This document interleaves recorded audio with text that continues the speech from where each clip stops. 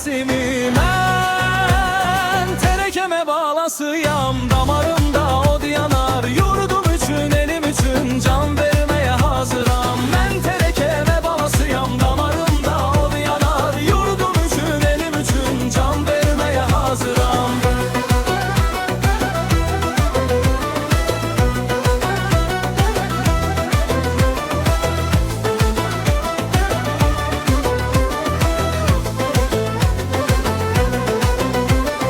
Köç yolları yaddaşımdı, her izde bir tarih var.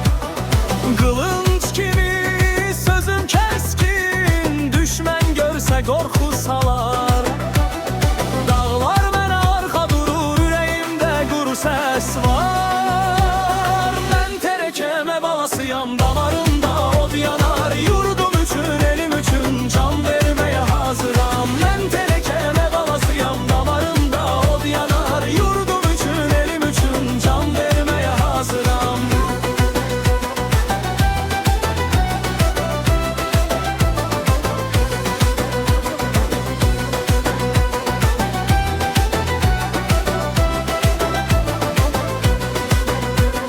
At üstünde kürek kimi sərhəd tanımaz izim mənim.